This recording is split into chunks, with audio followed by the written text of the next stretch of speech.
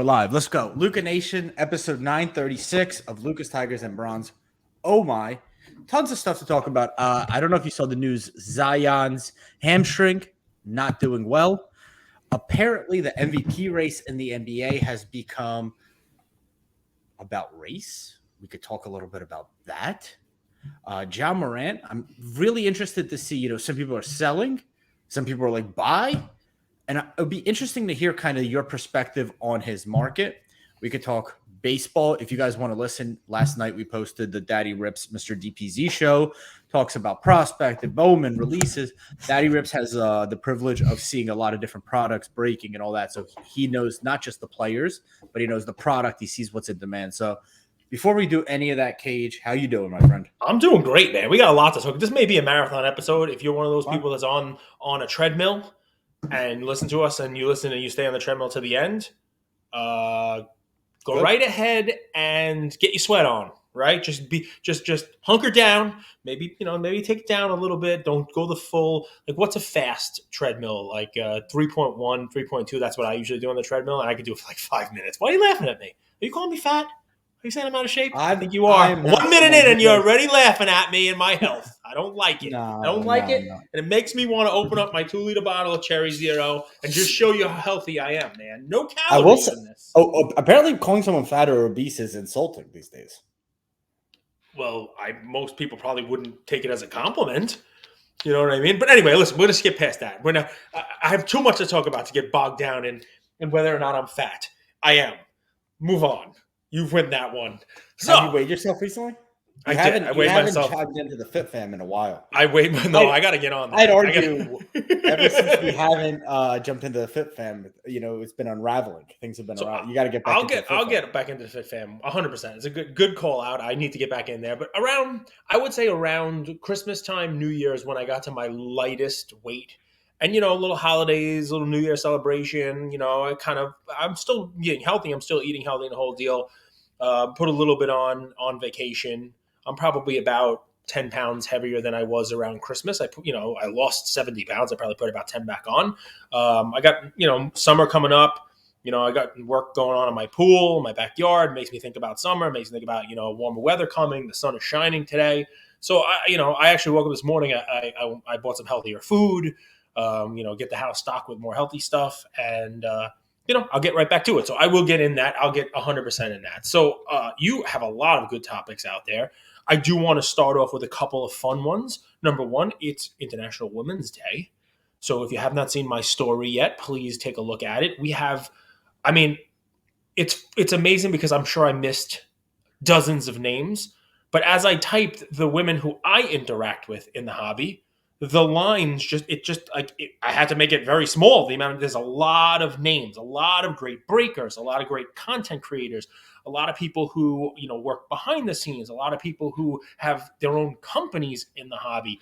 And that's only grown. And I'm sure we make a post like this next year when we're doing this, there'll be even more names. So if you haven't seen it, take a look. I kind of piggybacked on a couple of posts from Sarah Layton, from Yanks Chicks, from Reckless. I know. And Janchik. You thought it was just a foreign name, but it's Yanks, like Yankees. But famous Eastern European name. But I piggybacked on that, and I put all the stuff in there. And there were some accounts I wasn't following. I'm now following. Mikey, it's Mika, a famous German name. Yes, you doofus.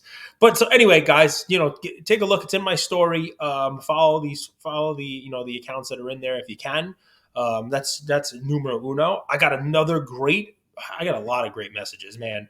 Got a lot of great messages. One of our listeners, RG, I think he's going to be at the Briganti Collectors Night that I'm going to be at tomorrow. By the time you listen to this, probably today, Thursday night, March 9th. I think there's a couple tickets available. Hang out with me and Rick Probstein. Watch me basically beg Rick Probstein to follow me. It's like I said, David Letterman and Oprah. I'm like, Rick, come on. What do I got to do to make the list? Do I got to do a little dance? He doesn't follow me. Probstein Auctions, I think, does, but Rick himself, I need a Rick follow. It's very different. He's going to follow and then unfollow. He's going to Rick roll me. That's what Rick does. So we got that coming tomorrow. One of the messages I got, which was really awesome, was somebody used our code for Beckett, and they got some tickets graded, right? And they showed the tickets, awesome slabs on the tickets. But what I thought was really cool about the Beckett ticket grading was how detailed they were able to get on the labels. There was an F1 ticket, there was a soccer ticket, it was a debut ticket, a Joe Burrow ticket, and it listed like all of what you wanted, almost like a vanity plate on a car. Like this is what Joe Burrow did as a rookie. I mean, so Beckett seems to be, I'd say, accommodating on what you can put on the slab. If it's a specific ticket, a debut, whatever it is, you can get that right in the in the Beckett label on your ticket. And that was something that was called out by this individual who sent me some pictures and stuff like that. Maybe we could share them. Beckett's doing a bunch of stuff like that. Obviously, let me I'm going to be at the Philly show this weekend. I know Beckett will be there taking submissions. And in addition to that, it's Dallas show this weekend, and Beckett is going to be doing their on-site, that turnaround where you can give them cards at the show and you can get them back at the show. Dallas is right in their backyard. So if you have cards that you want to get graded at the Dallas show, bring them. Beckett's going to be doing their turnaround there. Beckett's at a lot of shows taking cards, but that's a cool thing. We've talked about that. We've talked about, what you can do with that on-site grading turnaround. It just changes the dynamic of a show. It takes raw cards and adds some value to them. It allows people to make deals. We've done it ourselves. We did it at the National where we had a card graded by Beckett at the National and use that card plus cash to get into a bigger card that we then sold. I mean, it's the two of us as a combo deal. We don't do that too often, but we did it at the National, and that was a probably won't do it again. Yes, we will. Come on now. But I mean, so anyway, guys, obviously big things going on at Beckett. We'll have tons of announcements for you guys as we continue to partner with them this year. But yeah, the on-site grading. You can't really beat that if you're going to a show and you have a card and you're able to give it to them, have it graded, and it turns it into an entirely different asset. Speaking of grading, unless you want to add anything to that. I want to add something to that. So Please. Let's say you're at the show and you don't want to wait in line. There's two companies that I've spoken with because I sent 2 cards to get graded. I sent Nice. Mahomes rookie, the Prism. I had a PSA 9. I think it's worthy of a BGS 9.5. I am a little bit worried that I might have dinged it cracking. No! By the way, we should do a whole episode on that. Don't crack cards right after you drink coffee or if you're agitated, basically. Or a lesson I learned from Andrew this week is don't do crack before you go on a live. Don't crack. So 9.5s only. That's all right. That's cool. Listen, I have some cards I'd love to get graded there. I wish I could fly to multiple shows. It's sort of the dilemma that Black Jaded Wolf has. Half our team's going to be in Philly and half our team's going to be in Dallas this week with the 2 shows. Just like this, grade these cards on IG. You could reach out to them. I already messaged them and asked like, hey, what like obviously people could send you guys cards and you'll grade it for them. It was $125. I believe, don't quote me, maybe they're taking a little bit more than that, but I believe it was $125. You'll get the cards back by the end of the show. But if you're there and you don't want to wait in line, what you could do is you could give them your cards. They'll sub them for you, and you could go enjoy the show experience and get the cards back. And Texas Road Show Shop also does it. We know Jimmy and Tracy. Texas Roadhouse is good barbecue by me, but Texas Road Show, the card stop, there's good stuff. I mean, listen. There's a couple things I'd love to be done differently, right? I mean, really? I'd love for some of the vaulting companies to be better at having the ability to take your cards to a show or have them take your cards to the show for you. I mean, they're going to be there anyway. I have some cards in the PWCC vault that I would love if they've done it at other shows. I know they have. I think they might have done it in Dallas previously, or maybe they did it at Burbank previously. I don't know exactly. Let me play devil's advocate. A lot of responsibility, man. Well, they're already charging you for insurance anyway, and they're charging you to like a reduced shipping cost just to take it there, right? So I'm not saying to do it for free. I'm not saying, hey, let me send a message over and click on my account. Please take this and get it graded for me for nothing. If there's responsibility, then you get charged for it. But if you're I mean is, let me break it down, and you could push back. I'm just playing devil's advocate here. when they're in the vault, yes, they're paying insurance, but it's a Mhm. controlled environment, right? They Yes. built this vault, or they own this vault, or maybe they rent this vault. I don't know, but it's a controlled environment. When you take it out of that controlled environment and you're on a plane, you have to give baggage. You're losing that element of control. And to me, as a business operator, that'd be scary. That'd Okay. be taking on a tremendous amount of risk without.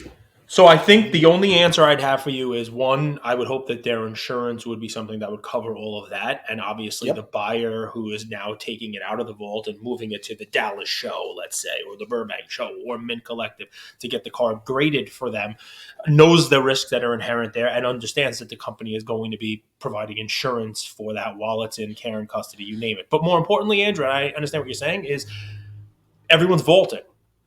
So this provides a differentiator. And I'm sure there are going to be companies that side with you. It's not devil's advocate. It's a valid point and a great argument that maybe the vaulting entity does not want to undertake the risk and move cards and transfer cards and the whole deal.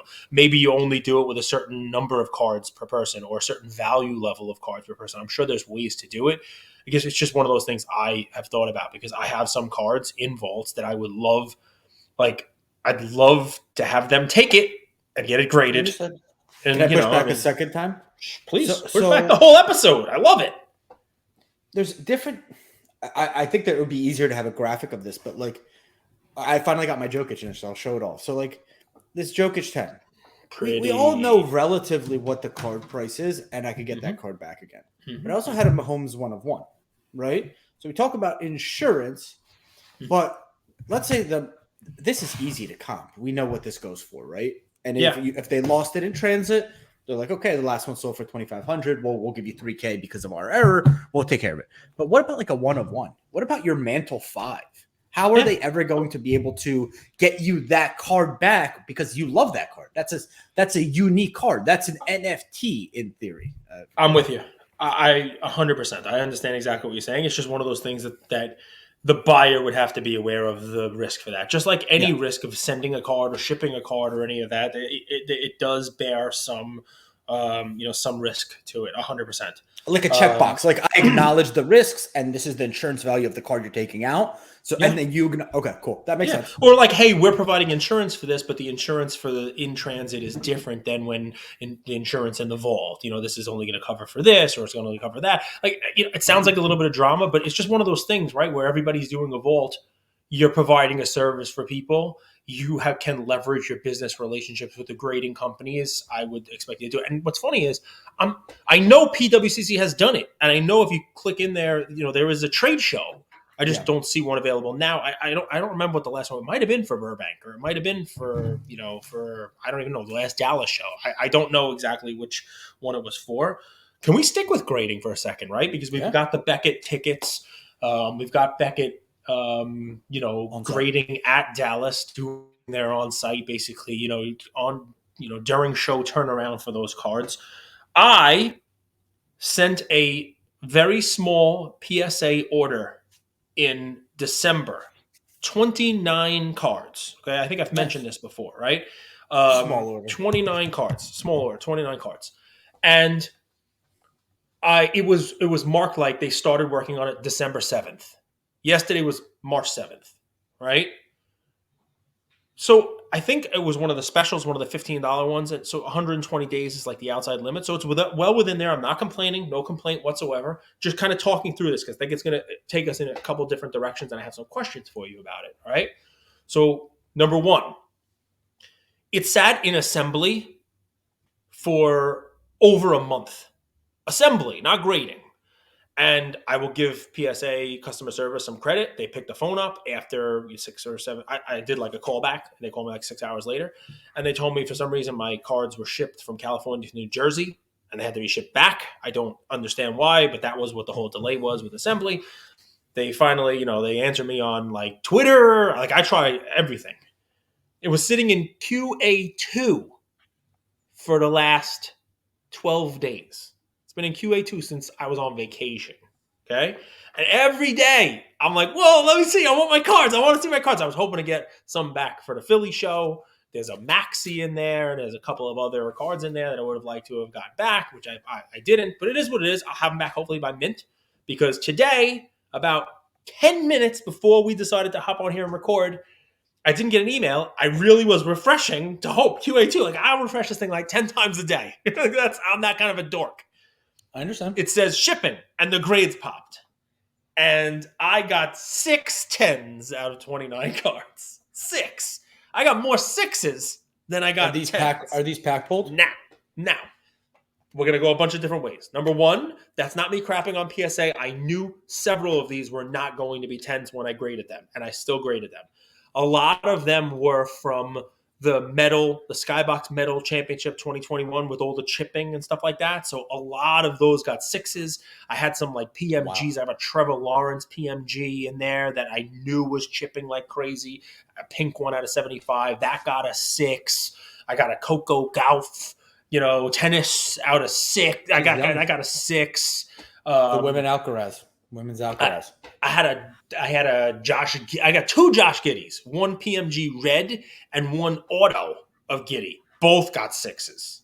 So I got a lot of 6s, but I mean, a lot of those you'd expect. PSA's on a campaign. They're making 6s cool again. Make 6s Make cool 6s again. great again. Make 6s great again or something. But so it's okay. All right, it is what it is, right?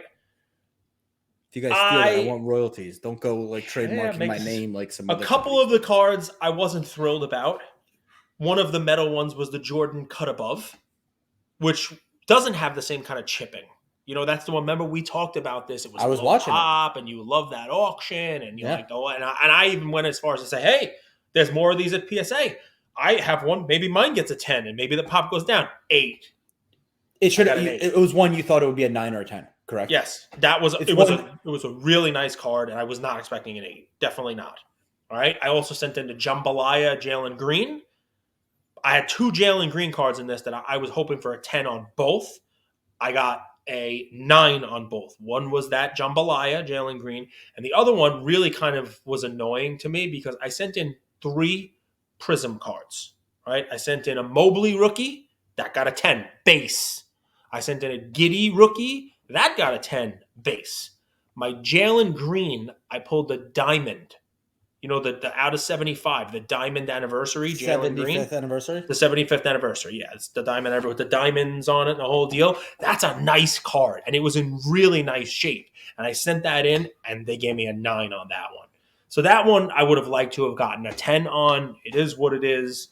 But go ahead, shoot. Hunch, just so you guys know my theory, I think those 75th anniversary cards are going to hold a little bit of value. Like if you wanted to invest in this rookie class, another card I sent to Beckett actually was the Kobe at 50th. Yep. You remember that? Yeah, I think this Prism 75th might have the same kind of appeal, not to cut you off. No, listen, no cut off at all. It's gonna lead into a couple of things because I don't want to just say that. What's the hypothesis? What's the take? Oh no, so nothing in that at all. A couple of cards. So I sent in some Overtime Elite, the foil ones. Remember those original ones that were like the tops now, where they were limited and stuff like that. And those got shipped in little containers and stuff. I sent like my 2 best Thompson twin ones. One got a 9 and the other got an 8. Some Bowman stuff that was pack pulled. So here's a negative, and then I'll go a positive. The thing that surprised me the most was I sent this in right after I had opened some 2022 Topps update.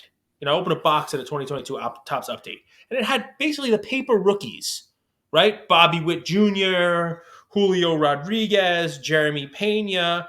And I like to get a couple of those, just like I was doing, remember, Bo Bichette rookies. I like to have the baseball rookies. I like the update. I like the paper update. So I sent in my best 2 Julios, my best Pena, and my best Bobby Witt Jr. So I just sent it just 4 cards. And remember, it is what it is. I picked them out. Like I actually took a Bobby Witt aside and didn't send it in. 2 Julios, Bobby Witt, Pena. Topps update rookies. Update. The metal release and a few prisms. Right. So just it was a random assortment. But these cards, unlike the metal that I was saying, all right, I expect lower grades. I'm not expecting 10s. These are chipped. These are ones that I legitimately opened with Ian, took the best ones, put in plastic, put in sleeve, and sent out. The 2022 update came out right before this submission I sent in, right? I didn't get a single 10. They were all 9s, which is odd to me. Sample size. That to me, yeah, I mean, maybe if I sent in 50 of them, they would have given me some tens or whatever it is. I get it. And, what was weird was like I had other cards that I was like, all right, you know what, for my PC, some Griffey cards. Like when Ian and I opened up Update last year, the 2021, we got a Griffey Jr. SP. Not an SSP, but a short print one where, he's like got his hat, he's smiling, there's a short print card. And that card's been sitting in my basement for a year in a sleeve, like, oh, if I get around to this, I'll send it in, whatever, I'll throw it, I'll add it in. That one got a 10. Right? One that I didn't like hermetically seal straight from the pack into that got it. So I'm not gonna complain, too much here and there about the cards. I would have liked some of the other ones to grade a little bit better. There's one other card, and it's a fun one for baseball. And this will lead to a question for you. I doubt it. Okay? No, it will. I promise. Do you know who Sandy Alcantara is? Yeah. Okay. Who is he? Not a Baseball cap. player. Yeah. He's a pitcher for the Marlins. He won the Cy Young. Good pitcher. But pitcher cards, they don't exactly kill it all the time. People don't really love pitchers. He was he's really good last year. 2.28 ERA. He had a bunch of wins on a bad team. He's been good for a short while. And I opened up back in 2018. Opened up 2018 Topps Chrome, which was his rookie year. And you pulled out all the good rookies from there. You weren't pulling out Sandy Alcantara rookie cards. But one of the things that and you can pull this up if you want to over a share screen. One of the cards Ian and I got, and at the time we probably were like, this is crap, was a 2018 Topps Chrome rookie autograph of Sandy Alcantara gold refractor. So out of 50. Nice. Gold out of 50. Sandy Alcantara Chrome. There's like a Beckett 9.5 with a 10 auto on there. I think people are looking for $400 or $500 for them. If you want to see on eBay, they're there, or you can look it up on probably Card Ladder. A raw one sold for like 200 and something bucks the other day. 225 a raw one sold for. That card has literally been in like 73 different parts of my basement. I'm pretty sure it's an on-card auto too, so it's a nice like auto. I've had it all over the place. Maybe I'll get around to sending this one in. Maybe I'll send it in. Who the hell knows? I'll send. So I threw it into this one. If it got an 8, I would have been okay with it. Yeah, that's the card right there, right? That card. Really nice card. Gold, number to 50. That's on card, I think, right? I'm pretty sure it's looks on like card. it. So nice card. And the autos are probably all 10s. And there's my question. So anyway, I sent that one in. Doubt it. I got a 10. But here's the question. I got a 10 on it. I sent it in as part of a value bulk submission. So it's just grading the card. Is that a card that I should now try to get the 10 auto and the 10 grade? And how do you feel about those? That's the question. Even though it's a 10. Oh, what is wrong with you? I mean, you don't have an opinion on that? What was the point of all the buildup? I was shocked. Ask the question. A couple things. Number one, because do you think you should grade the autos with PSA? Because I've kind of taken that's not it. Because I've taken my time now saying some of these cards are 6s and I'm not happy about that. Some of these cards are 9. I'm not happy. But look at this. You took the audience's time. In every order, they're enjoying the storytelling. They're not all stoned like you for the entire time. You know what I mean? I haven't even smoked today. I thought I was getting high off that story. Well, there you go. That's the thing. Listen, it's okay for you to say. I'm going to ask a question. All right. Shoot. You don't have an answer? Should you grade 10s? I was ready. Like, what was he going to ask? Like, why did PSA grade the ones that have been bouncing around the basement as a 10, but the new pack pulled ones as 8s and 9s? I was like, well, I think PSA knows that they make markets, so they can't give out a lot of 10s right off the get. I thought that's where you were going. Should you grade 10, the auto grade? If you want to. So Andrew, what he's saying there, of course, is there is a discussion to be had about whether or not a card that's got an auto on it with a PSA slab 10 that doesn't have the auto grade, is there value added by trying to get the auto graded? Is it worth the extra price of also getting the auto graded? Is it something that you look at as a collector now who's been collecting for 3, 4, 5 years, and you see that card in a showcase and you see that it's graded a 10, but the auto's not graded? Do you now assume that maybe there's something wrong with the auto? Maybe the auto graded a 9 and the person took it out of an auto grade card. Do I actually now have to go try to get the auto graded this way? Someone looking at that card doesn't look at it and say there's something wrong with it. We can move on. I know it's a stupid question. It didn't just spin off into 5 topics for you to talk about and make yourself look like you actually want to talk about the hobby. That would be helpful. But we can talk about Ja. I mean, we could talk about Jokic again. Jokic. I don't know that we should talk about Jokic with the vaccine, actually. But I've seen the 10 auto really matter, specifically 10-10, when it comes to NT and flawless. Yes. I don't know. I don't know where this guy sits on like the pedigree of valid importance. Very valid point. Very valid. But when it comes to like you saw Jalen Green, the Nike swoosh NT sell for like $70,000, mainly because it's a PSA 10.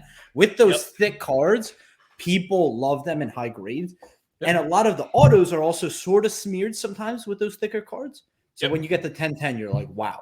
I know with the Jokic NT right now, which is kind of a popular card, the way Jokic signs, oftentimes there's a bit of it's really hard to get a 10 on Jokic auto. Same not with so Mahomes much, but it's like a run kind of thing. Correct. It's just like his name and the way he signs. So for Jokic, if there was a 10, PSA 10 of his in the NT, and you could also get a 10 auto, I think it would maybe, increase the value of that card by 50, 60%. But with the lower end cards, like if you kind of went with like a Tyrese Maxey, for example, the Prism rookie signatures, I think it would matter, but I don't think it would matter substantially. All right. And for me, the challenge with the Sandy is I don't know that market well.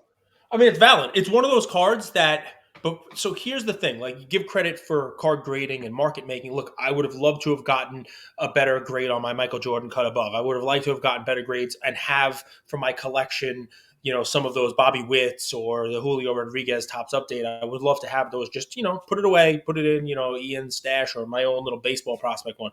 A card like that, Sandy Alcantara, I would have sold probably for $100. Now I see the raw, he had a Cy Young, 200 raw. I can only imagine what a PSA 10 of that card is worth. $500, $800, $1,000. I have no idea. And that's one of those things where I put 29 cards in for grading and I spent $450 total. The whole grading experience is going to be made up for by that one card now. Pull up one other card for me.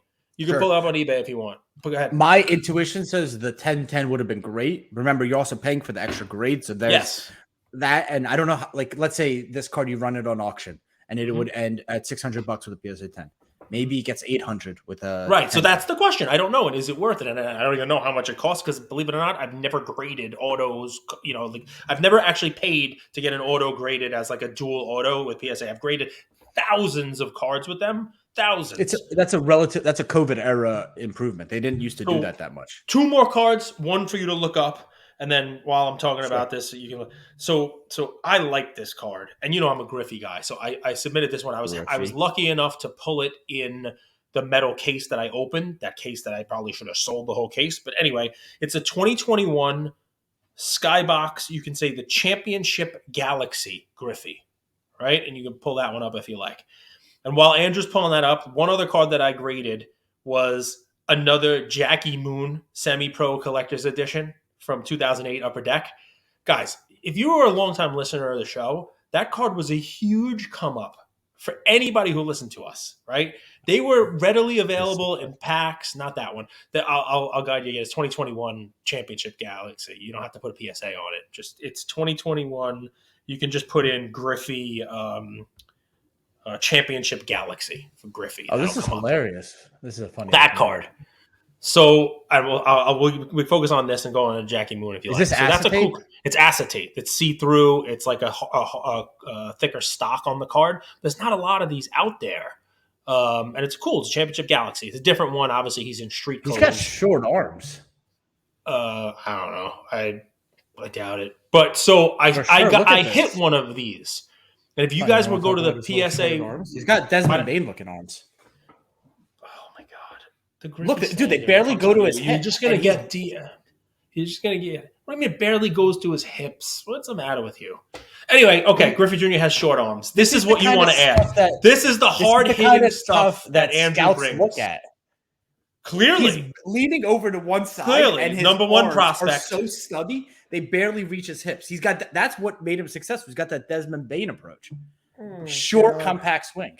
Okay, Ken Griffey Jr. has short arms. So to the card itself that he just showed you, if you were to look right now at the PSA population report, there are no PSA 10s of that card. 0 PSA 10s of that card.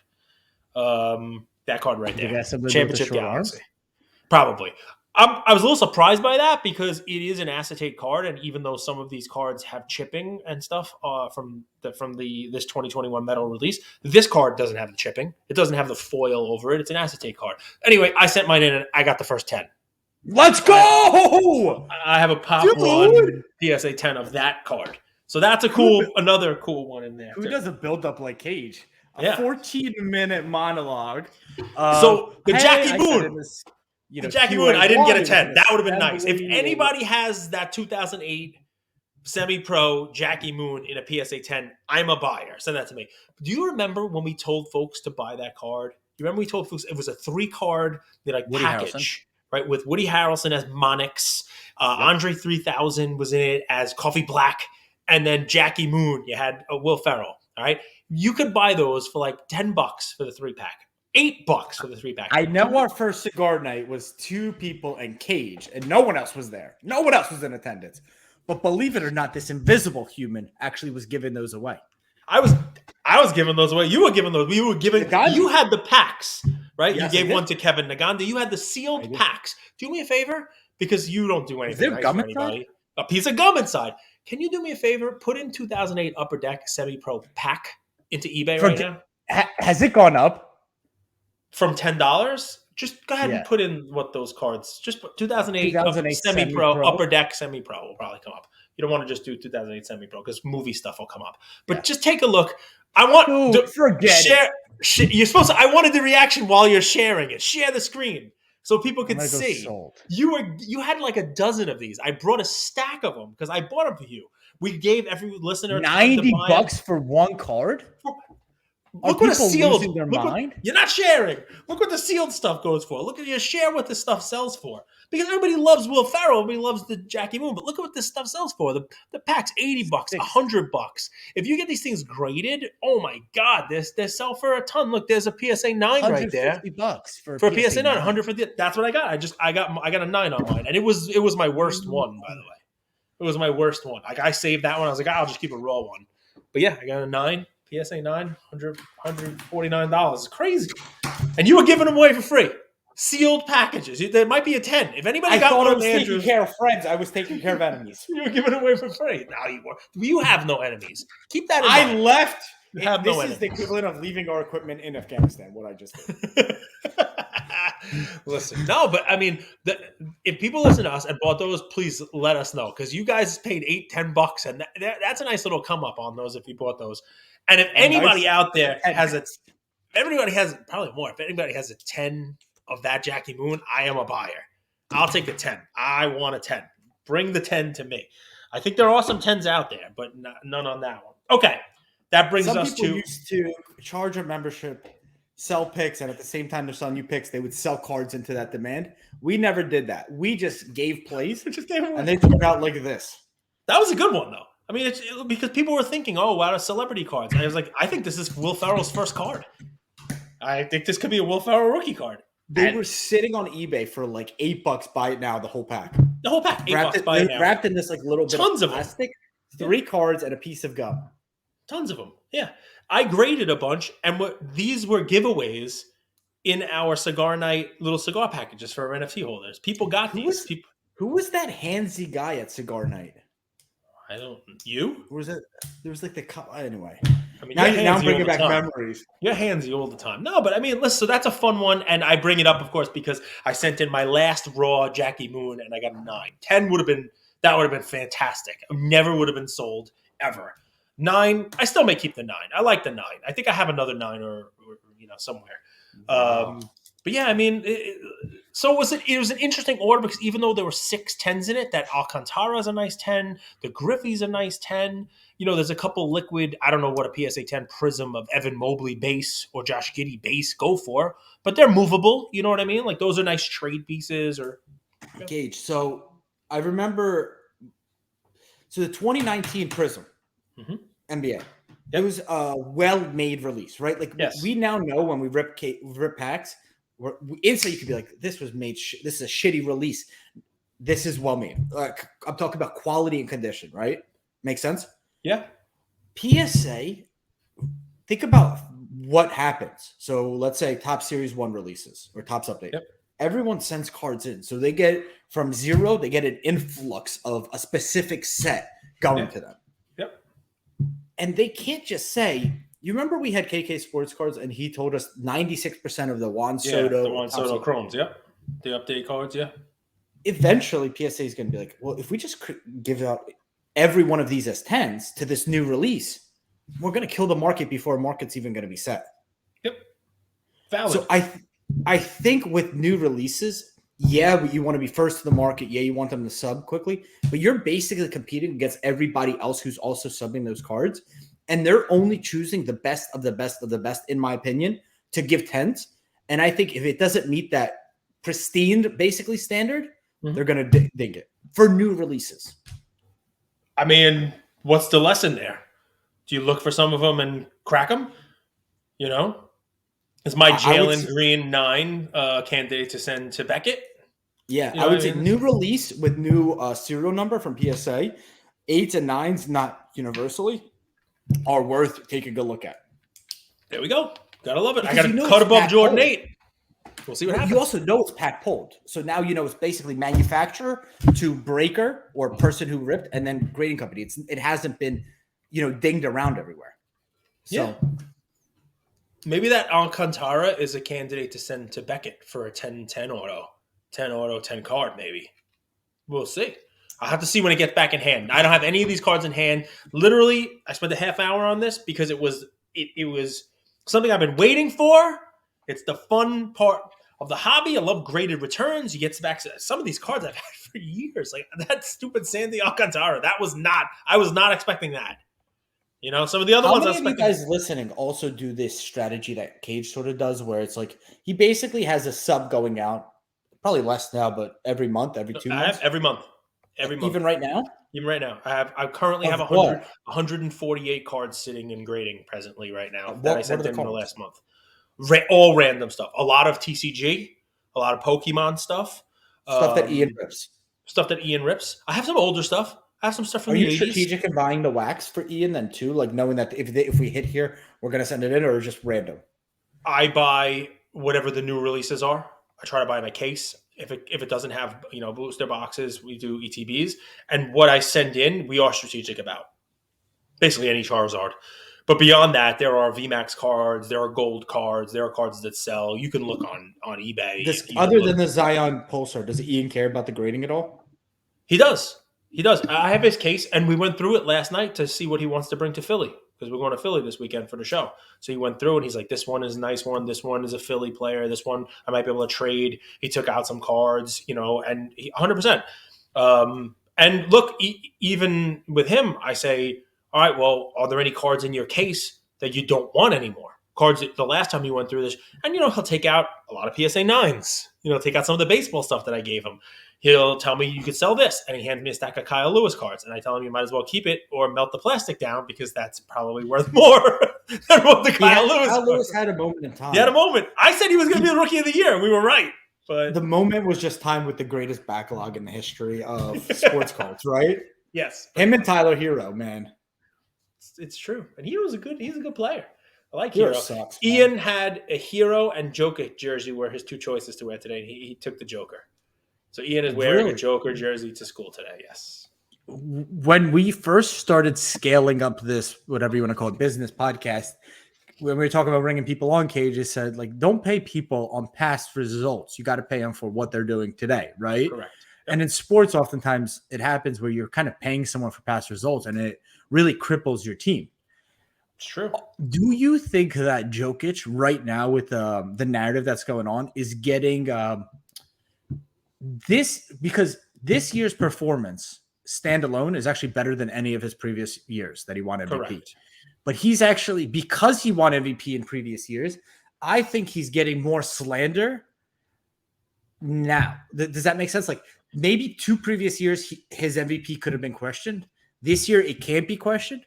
But this year, it's being questioned more than either of the previous years. By And who? I find media, and media votes for MVP, if we could actually be honest. So media is the ones that are like, if, I don't know if you saw Perk, JJ Redick, Stephen A, Drew Hanlon, who trains these guys. There's been a lot of topics of like, only 3 guys since 1990 have been outside the top 10 in points per game and won MVP. Well, you can create stats to do whatever you want, but I'm gonna tell you this is just something that happens, right? So I don't think it's slander for his season this year.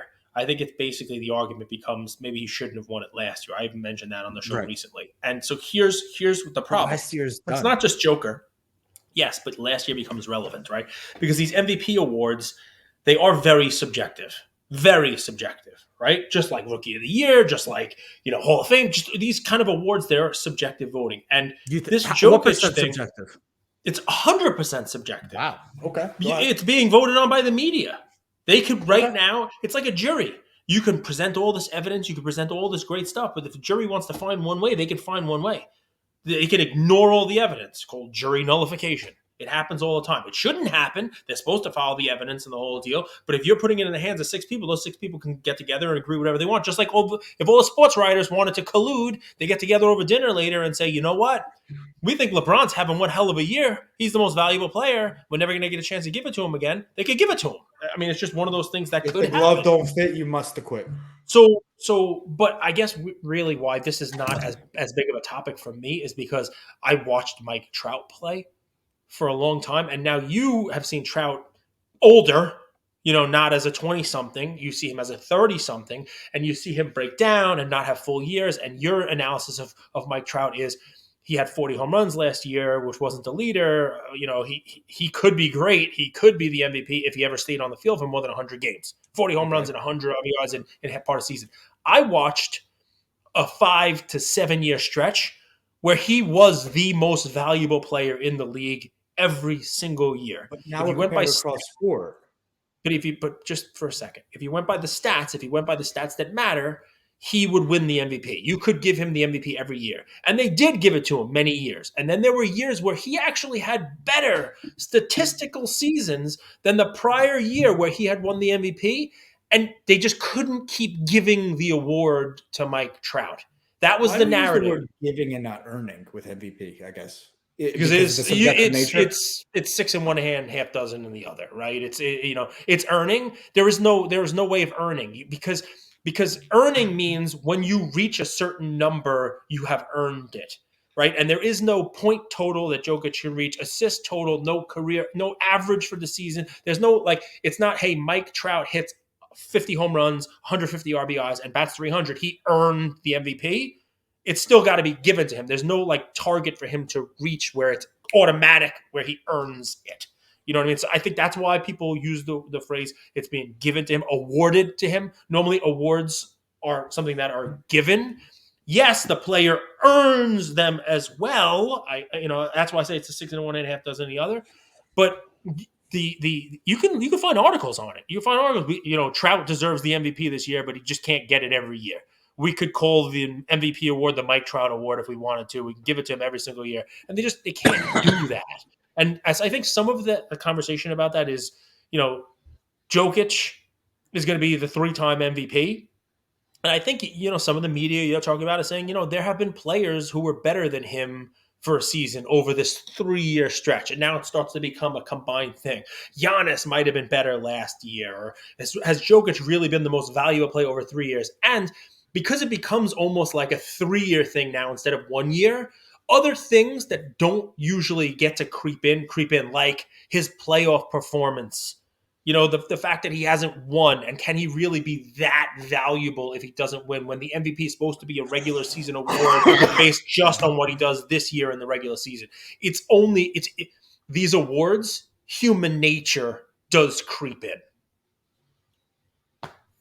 I think you put it great then. I still think he's a runaway favorite for it this year. And if anybody gets it this year besides him, I think it would be kind of silly because the award is what the award is. It's who had the most value to their team during this regular season.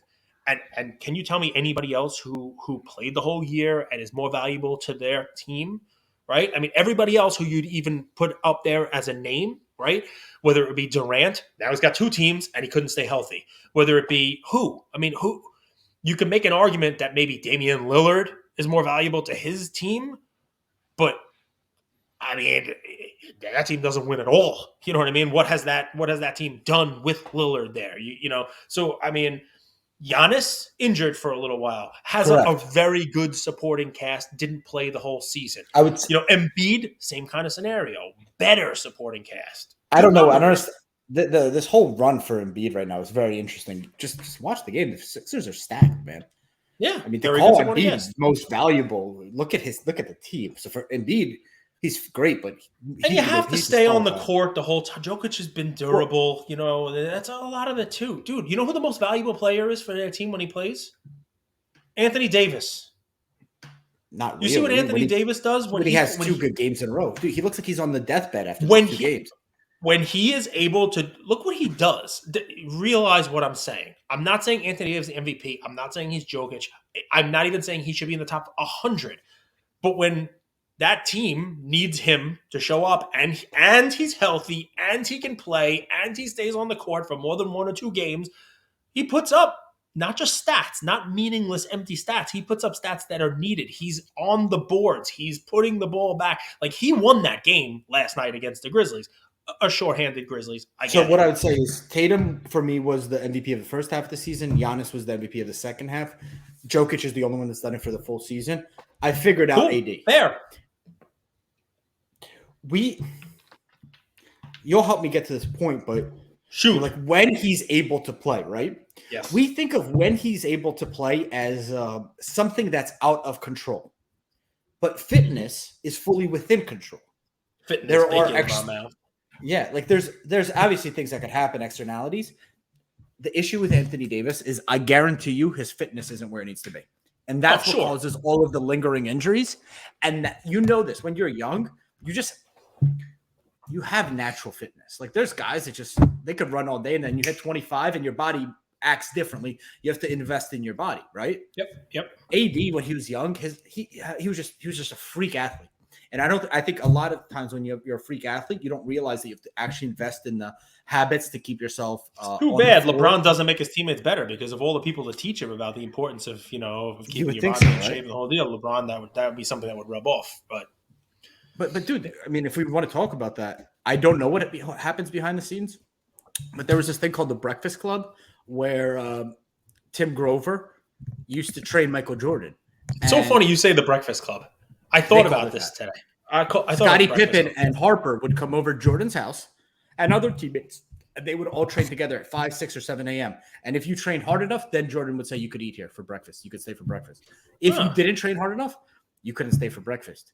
So Jordan, not only did he train hard in the mornings, and he had Tim Grover, he also, once he built that trust with teammates, he invited them, so to speak, to come train with him in the mornings. So there is also taking care of your body, but there's that point to like making and I don't know, maybe LeBron does that. We don't know that behind the scenes.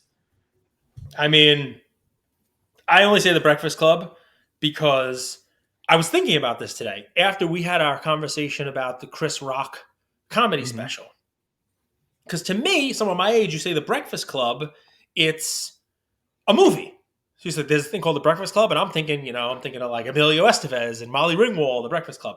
And then I literally was thinking about this because I listen to Hot 97 sometimes during the day, right? Charlamagne and it's, Hot 97, Charlamagne the God, and he's mentioned. And Chris Rock talked about how Will Smith was getting abused by Charlamagne and by the Breakfast Club. And I was like, wow. Now, if you say the Breakfast Club, does it mean a radio show? It doesn't mean this movie from the 80s? And you said the Breakfast Club, and I'm like, wait a second, think called the Breakfast. Is he talking about Charlamagne? Is he talking about DJ Envy? What was he talking about? No, you were talking about Tim Grover. No, they had actually it was a great show this morning. They had on Remy Ma, who you You want can to be take a look cool who so she bad. is, right? No, but here's You're so why it's hip. just shut the just listen because you actually will understand this because I say it. All right, I say this and you say it. She talked about how all of the come ups that she's had in the music industry were for work she's done for free. Didn't get royalties, didn't get much. It's like, oh, Fat Joe says you want to be on All the Way Up? Okay, just put me on. We'll see if it works. So they were making a joke about how much she's going to get paid to be the co-host of Breakfast Club, and she's like, well, I mean, all the best stuff I do for free. The money will come. But if you work for free, if you get yourself involved in the right projects, even if you're not going to get paid for that, the money will come down the road. So I actually, it's funny how the world kind of interacts because we talked about Chris Rock. I remember, wow, a little Breakfast Club. Then I was listening to today, and not only was the Breakfast Club on, and I thought of our interaction, but then she did this whole speech, and you and I have talked about this a bunch of times. So it all kind of comes full circle, and then you bring up the Breakfast Club, a different Breakfast Club with Tim, Ernie, and Bert and Grover, your I like friend. Tim Grover, man. He's not forever. He's not everyone's cup of tea, but it's interesting to see how there's so much. We got to get noise you a today, Tim man. Grover PMG from this last release. We got to find like a Was he in it? Yeah, Tim Grover had a card in it with PMGs. Yeah, That's actually cool. We should get that and we should send it to him because I don't think he knows anything about cards or collecting cards. But sure I think he knows appreciate he was. I don't think they put the set together without him knowing. I think he has to know the card is being made of him. Do you know how Tim Grover got the job to work for Jordan? So he sent a handwritten letter to every single teammate, every single player for the Bulls, except for Jordan, because he figured Jordan didn't need any coaching or training. Jordan went into one of the players' lockers and grabbed pulled the letter out and said, "What is this?" He gave it to the medical staff. He said, "Go vet this guy." They vetted him for 3 months. We said, "All right." They gave him an address and show up here. So Tim I'm going to Grover. ask you to pull up the Skybox Metal Tim Grover card, and here's why. Right, because Tim Grover, the way you talk about him, who's that Navy SEAL guy? The guy's like, wake up at 5 o'clock in the morning. Like, Jocko Willett? yeah, Dude, this is a hilarious photo. Why did they use this photo? I have never looked up This what is the Tim Grover worst looked photo I've like, ever but that seen. that Jocko Navy SEALs, that's the picture I've had in my brain. Because you talk about Tim Grover like this deity, like this trainer of gods, and then I open up this Skybox Metal, and I'm like, what the hell is this fat guy? I'm like, who is this guy? This is who Andrew has as like his guy. He looks horrible. Cage, remember these? Like this these, guy looks like I watches? could do this. Like. Cage, you remember these watches that like it could go Yeah. like 50 feet beneath water? Yep. I were Like a G-Shock? What about yours? Yeah, the Yeah. G-Shocks. The G-Shocks. Tim Grover there. He looks like Tim Snuffleupagus. What are you doing with that? That's not what I was expecting. I saw the card. I'm like, this is the guy that Andrew talks about? This guy trained Jordan? He looks like a weeble. In the hobby manufacturing business, what they try to do is make people as unflattering as possible. The Zion fatness campaign that Panini ran from basically 2018 is insane. They used every photo of him that made him. The Chronicles one is terrible. It looks like he just had Fat Zion. a 6,000 calorie breakfast. So we've touched it all, guys. We've got some shows coming up. I'm going to be at Philly on Saturday. Please send me a DM. Yeah, that's what she said. Good job. I heard you. Adding some comedy and some levity to the episode. Another banger of an episode. I love this. I'll be at Philly on Saturday. Please send me a DM if you're going to be there. I'll try to make sure that we stop by if you have a table or just meet up with you. Bring in my son. He'll be a little blonde kid wearing a Tyrese Maxey jersey, so he's hard to miss. You guys will see him there. We'll be at Mint. I was planning, by the way, of going Mint starting Friday, but a door may have opened, and I may be coming out a little earlier now, which is not going to make the Mint people happy because they booked my airfare yesterday, and I may have to have them change it. You can still cancel it. 2 players I want to talk about, and we're all excited for you to come to Mint early. Maybe I have one more topic too, by the way. I have another topic. But it's maybe cigar night at Mint? No, I don't know. We might have to try something. I have looked up different cigar bars. I have called a few. It may be an impromptu kind of thing. If we get the people going, we might be able to do it. But no. So here's the cigar night at National was impromptu too, and it was a guys. The hobby. We've had a fun week here on our show. Lots of life lessons. Some of you loved it. Some of you hated it. Some of them the whole 9 yards. It works in all different ways. And I will say, hobby optimism for the sake of hobby optimism, whatever it is. I came on here, talked about, International Women's Day, got a whole bunch of people. We should try to, prop each other up. Doesn't mean you can't call somebody out. And yesterday, Andrew advised me that I was called out by one of our brethren shows, right? One of our, you want to call them a competing show? Fine. That Sports Card Ben, Nonsense this guys, relic is trash. yeah, they did not like my handling of Ben from Fanatics. They went as far as to say that I'm costing my child his college education somehow, and then there were a whole bunch of interesting things that went on in the thing. I did not post about it. I did not go into my stories and whine about it. There's actually some validity to what they're saying. I love Ben. Ben handled it perfectly. I love the Fanatics team. I still think that the product itself has some flaws to it. We could talk about that. But what I did was I picked up my phone. Yes, you can still call people with phones, folks. I know it's an old man thing to do. And I called Mike Gio. He picked up, second ring. We talked for about 45 seconds. And he said, come on show next week. Let's talk it through. It's fun stuff that the hobby wants to hear about. And I'm never going to go out there and kind of call out Cage without giving you a chance to respond. So come on. So next week, guys, look for that. A little Cage guest appearance on Sports Card Nonsense. The two podcasts that are going to be doing a live podcast at Mint. What made me think of this. And yeah, just fun stuff. So, I mean, listen, guys, the fun part about that is we have literally the best hobby in the world. There's nothing that even comes close to this. Unless you're drunk and then you like bourbon and wine. That's fine too. But even then, this is the best hobby in the world. We get to collect cards of people we're fans of. Even Andrew, he's riding high, collecting his Jokic cards because he's loving watching the guy play, rooting for him to win the MVP. He's invested and having fun collecting the cardboard at the same time. Non-sports, you're a Stranger Things, whatever. It's the best hobby in the world. We can have disagreeing points with each other. We can. And I believe that adds to the discourse.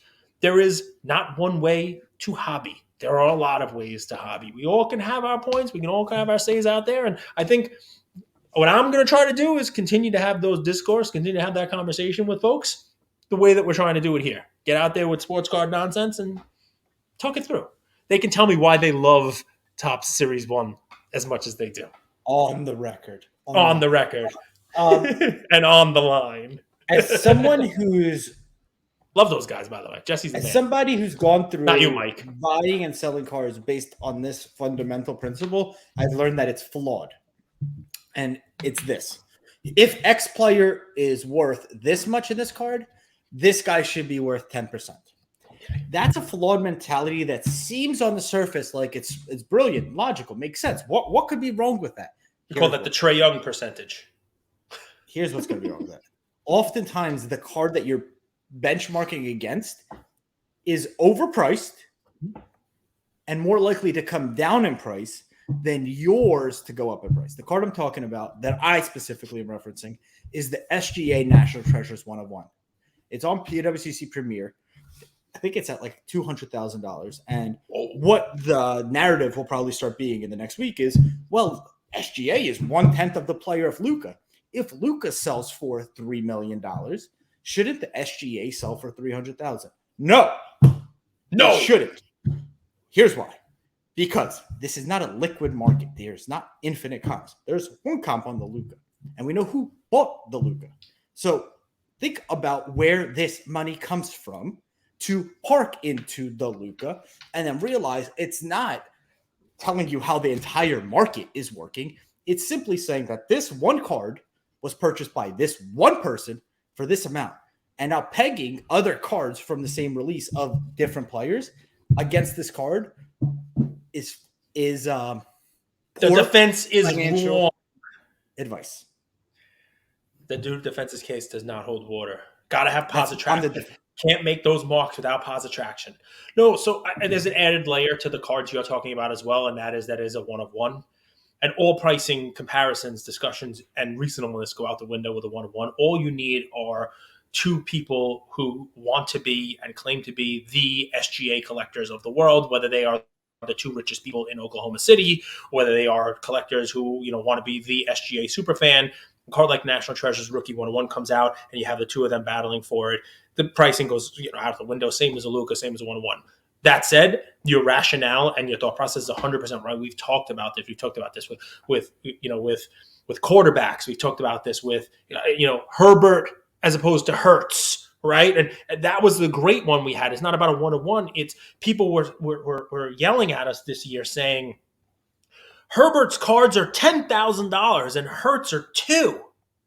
So Hurts is having just as good of a year, maybe even better. So Hurts' card should be 10 also. I'm going to buy it. I'm going to keep buying it up to 4, 5, 6, 7 because Hurts' card should be the same as Herbert's. They should be 10 also. But as they're buying them up to 2, 3, 4, 5, 6, 7, Herbert's 10 is now 8, 7, 6, 4. You know what I mean? And you've now bought above. So the point is right. When you're making those comparisons, remember that the top side comparison, usually when people are making their comparison up to Luka, up to whoever it is one that's at its top. It's usually at its peak. It's at its like someone paid that money for it. They are, it was perfect conditions. That guy was performing well. He had just hit his 3-pointer in the playoffs or whatever. You know what I mean? So I value this. We've talked about it. You have to take into account that maybe yours is undervalued, but maybe the card you're comparing it to is also overvalued. Unless this card has a track record of selling, like Honus Wagner, I don't think it's ever sold for less than it. If we're talking about these one-of-ones, think about the people that buy them. They're not buying these cards to own these cards. They're buying these cards more likely than not to clean their money. Oh, I don't know if that's true. I have no idea if that's true. I do know people who own one-of-ones, not $3 million one-of-ones, but I do know people who own these cards. And I think it's just as fair to say that they are buying the card on the hope that the market picks up, the player picks up, and that they can flip the card for a $3 million card to flip it for a couple $100,000. That's not a bad day's work. You know what I mean? So that's I don't naivety. I'm not talking about mantles. I'm not ready to I'm not talking about mantles. I'm not talking about cards with true provenance. I'm talking about these one-of-ones that aren't game worn, that have no affiliation with the player, that are not going to stand the test of time. If you really looked at this and been like, this is a good investment, no one would ever say that it's a good investment. I mean, what is and is not a good investment in the hobby changes over time. And we can look back and figure out what was the sought after card in the hobby over different decades, and that has changed. And I think it continues to change. And I think even my say that, I apologize to cut you off. Let's say that Luka ends with 10 titles, 6 MVPs. Yep. Where does that Luka logo, man? Like, what does that card price go to? It depends on a lot of things. So that's going to be 15 years from now, right? Sure. 15 years of Fanatics marketing with Ben Taylor or overseas, bringing in 10 times the amount of people that are in the hobby every year, year over year, you name it. And maybe in that year, 15 years from now, hobby boxes are thousands of dollars and people are paying crazy money for National Treasures. I mean, they're already thousands of dollars now. Maybe it's a $20,000 National Treasures box because the hot rookie RPAs that are out of 99 or one-of-ones, there's now thousands of big-time collectors who want them, right? And everybody wants them. So now the Josh Giddey of that year, instead of it being $10,000 for the true, RPA out of 99, maybe it's a $30,000 card. Maybe it's a $40,000 card. Maybe the one-of-one's $1 million just for the rookie that you're prospecting. I don't know, right? So maybe that Luka is 10, 12, $15 million. Who the hell knows? And I only say that not because I want to just make the argument hard for you, because I remember Mickey Mantle cards. I remember high-grade Mickey Mantle cards and Mickey Mantle rookie cards, and they didn't sell for anything like what they're selling for now. I was offered a Honus Wagner card myself for $175,000. I didn't have the money. I tried to get people to buy it with me, and I couldn't get people to split the card with me. I wish I did, because obviously that card is worth a lot more. It would be at the time when someone was paying $175,000 for what was probably a one Wagner. If I would have paid that, people were like, "What the hell are you doing? Gretzky paid $450,000 for his, and he didn't even make any money on that one, the Gretzky McNall one. And what are you doing? But now you look back and you're like, holy shit, what a bargain! How did I pass that up? And things change. Things change over time. I don't know what the hobby is going to be like. I can make an argument the exact opposite way. I was in a taxi medallion auction where I was going to buy a taxi medallion for it. They auction them off, the TLC. Yeah, I know what you mean. And it was a closed This auction. is back in the 90s, right? This was early 2000s. This was because I was out of law school. Because Uber would have crushed you. What? So you've done what I like to do. I like to take a story, make it 5 minutes. You just got to the end and ruined the whole story in 13 seconds. It's great. It's why we work, right? But yes, I bid in a sealed bidding process. My sealed bid was $1,100 too low, right? 3 years later, the medallion was worth 3 times what the bid was accepted. Now it's worth less. Things change over time. I'm not saying there's going to be an Uber that comes in and disrupts the hobby, but just as easy for me to say, hey, maybe that Luka card is worth $20 million because of all the people loving it. Maybe the Luka that's worth $20 million is a damn NFT. I have no idea. Nobody was thinking about Uber when I was trying to buy a taxi medallion. The reason that medallion went up is because the supply stayed the same, right? The supply of medallions, you don't flood, and demand increased. We see profit in this, so that had utility. But the supply of a Luka 1-of-1 is going to stay the same, and you'd like to think that demand is going to increase if things are done the right way. Here's the issue. The supply of Luka is already not 1-of-1. We think because this is a 1-of-1 NT that it's a 1-of-1. But that's not what happens.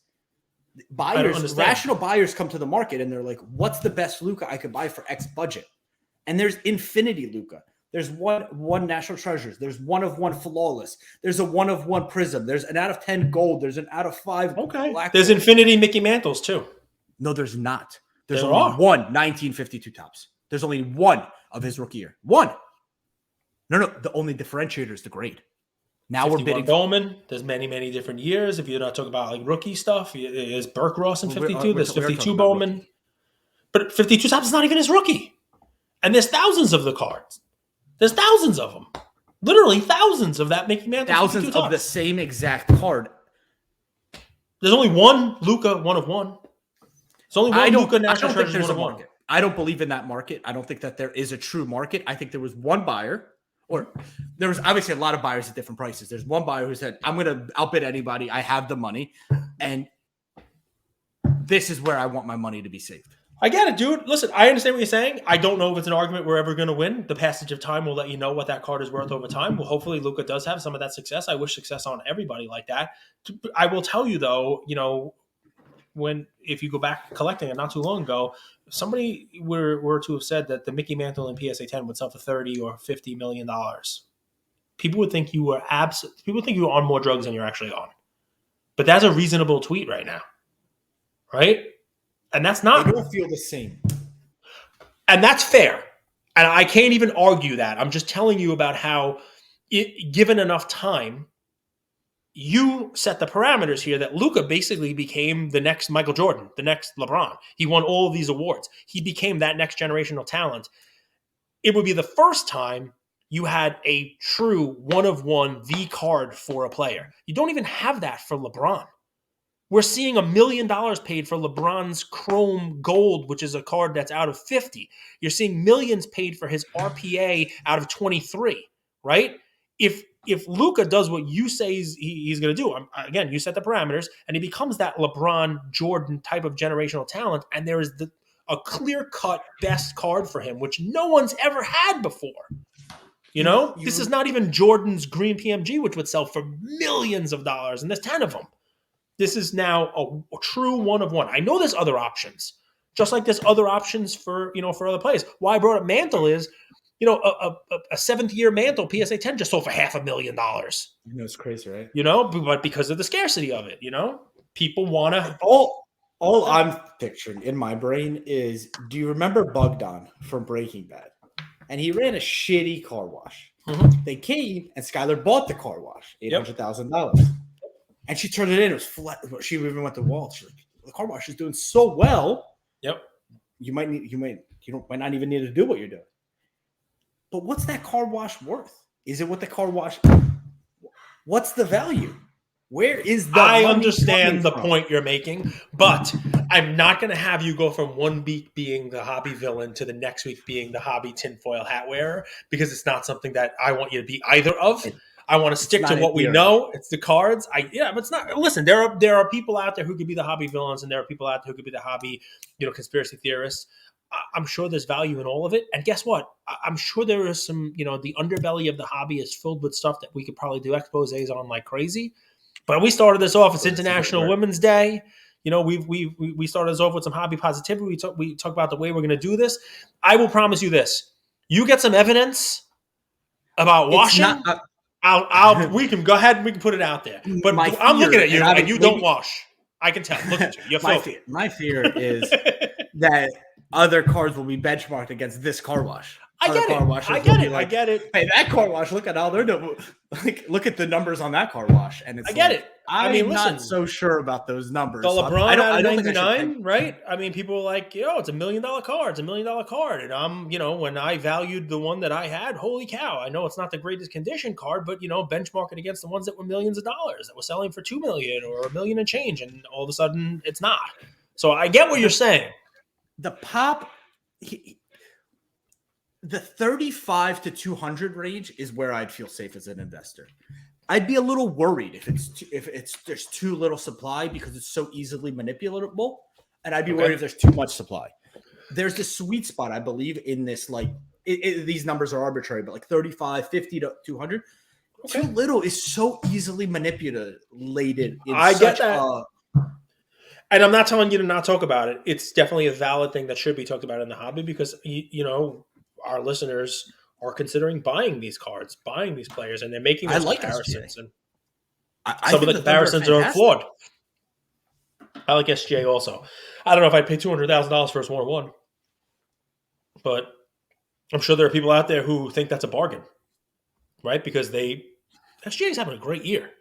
And if he continues to do it, I mean, I don't argue he probably is the most valuable player. I was gonna put him in the MVP discussion, the MVP conversation. But I mean, listen, we're having some fun here. Let's continue the fun, guys. Take a look. Marathon. Can I? You were right, please. Man. I'm always the Warriors' locker room is broken. And I saw did you see my story? The fractured. Yeah. He doesn't pass to him.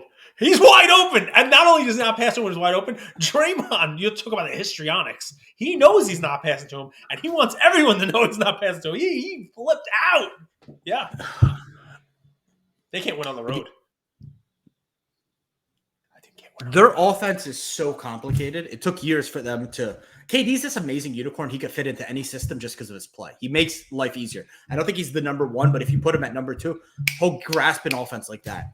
Now you have all these young guys, and they don't get it. They don't get the Warriors' offense, and I think that's the frustration of the Draymond, who believes in passing and switching. And these young guys, they have talent, but they don't get it. And you were absolutely right. There is a fracture. And I think they were frustrated that Poole got all that money. Not that he didn't earn it. He probably earned it with his playoff performance, but he didn't earn it with knowing how they play. He didn't commit to that, and I think that frustrated him. And you were right. I thought they would bounce back. Ball rotation is more key to that offense than anything else, any other offense in the game. And Poole, it doesn't look like he is on the same page as the other players. So I'm with you 100%. 100%. Guys, I have a post out there I've narrowed down my PC to like 15 cards of what I could bring to Burgundy. Great conversation on there. I love the conversation with which ones are the three I should bring to show and tell. Nobody give Kirby Puckett any love. I'm going to say that right off the bat. Of the 15 cards, Kirby gets no love. What he did. Kirby gets no love. But it's funny, man. The Billy Ripken bat with the curse on it gets a lot of love. It gets Griffey gets a lot of love. It's great to hear not just what cards people would bring, but why. One of my favorite comments on there was 52 Mantle, 33 Gowdy, 89 Griffey, because those were the first years for those companies. Those were like iconic sets because it was, what were they again? Say these again. 33 Gowdy. So that's the first bubblegum card, right? Okay. Then 52 Tops for the Mickey Mantle, and then the 89 Upper Deck. And say, how, if you do it the right way and you bank on the right players, the 33 Gowdy was their first bubblegum set. They put 4 Ruths in the set. 4 Ruth cards. Four different types. 4 different Ruth cards: the green, Yellow, the yellow, red, the green. red, and the full batting pose. Right. So they knew, and I mean, they did the same thing. Garrick had 2 cards. Fox had 2. They loaded it up with their stars that were bankable. This way, people could have those cards, and people could have the stars that they they were looking for in the set. Some of the scrubs only had 1 card. Right. 52. They went out there and they made that mantle card. Like that was the card, and they banked on that card, and it's become, an art card. 89 Upper Deck, card number 1, Ken Griffey Jr. Do you know what, in a 792 card top set for 1989, do you know what number Ken Griffey Jr. was in the 792 card top set? Number 1. No, they didn't have him. In a 792 card set, he wasn't even in it because that was his rookie year. They had already developed a set. He doesn't have a card in 89 Topps until the Topps traded set. They had to put him in the traded and updated set as a rookie who came up, later on. Same thing as 89 Score, right? I think it matters. It means Upper Deck took a chance on a rookie that had never played to be the anchor for their brand. And I think it paid off tremendously for them, because now the iconic card number 1 of the first Upper Deck set is Ken Griffey Jr., whereas some of those other sets, the names he had a card in Fleer. He had a card in Donruss. He didn't have a Topps card until the update. The Shaq is number 1 as well. The Shaq is number 1, and that's a different story also, because the Shaq in 1992-93 Upper Deck Series 1, the card that I have was not in it. In that first series, there was the trade card you could get in packs. 1B, it's the right? redemption card. That then became card 1B, and this card was actually pack pull, yes. So that's got its own story as well. It's 1A and 1B, 100%. That Shaq card's cool, but I will also tell you, You while think I that love kind of it, stuff matters to collectors? it matters to me because that card has a story to it, and that card is cool looking. But I will tell you, when I was a kid in 1992-93, that was not the card that people were going after. That was not sought after. You know what card was? The Stadium Club, which people don't even care about Stadium Club now. No. Stadium I actually Club, have one running right now, the Members' Choice Shaq SGC 9, 99 cents. So the Members' Choice cool is like card. a rookie debut, like the one where he's kind of like on an angle like that. And even the Stadium Club is, it's known for great pictures. The regular Shaq is not the best picture. But I mean, Let me ask you this then. I have a theory, but let me ask you. We know 2018 is super high pop in Prism. Mm-hmm. Do you know the variation, the layup jaw variation? 2019, yeah, the 1920, like those. What do you think about that? That's a different pose to I the mean, same set. it's interesting. It probably, will have a premium because it's less. It's so cheap, dude. It's but like what's weird about it is, $150. but it's thought of as like it's like an alternate card. One of the things that makes these things iconic is everybody wanted a Zion rookie. You know what the Zion rookie looks like. It's held out, as the card. The variation, not everybody has a variation. Not everybody's going to put a premium on it. It's not the card. You know what I mean? Like everybody knows what the Luka Prism is. You know what the picture, what the card looks like. Everyone knows what the Tatum Prism is. The variations are tough because there just weren't those variations all along. And a lot of people don't even, if you put a piece of paper and a pencil in front of 10 hobbyists and say, do me a favor and draw what the Zion and Ja Prism rookies look like, right? We're going to get some ugly drawings. I can't even draw a stick figure. But everyone's going to draw the standard card. No one's drawing the variation. So when you close your eyes and think about what card you want, what card there's going to be demand for, that variation there may be 1/10 of the pop. Top 500 PSA. But probably less than 1/10 of the demand also. Pop 20,000 in PSA 10, 530 of the variation. That's another episode, marathoner, but he'll be fine. Man. I think people like these. If you're on a treadmill, good for you. With nearly 40 years as the most trusted resource for collectors, dating back to the first Beckett magazine in 1984, Beckett has been the brand that bridges generations of the hobby. We're happy to be partnering with Beckett and look forward to keeping you all updated on the big things happening at the company in 2023. Beckett.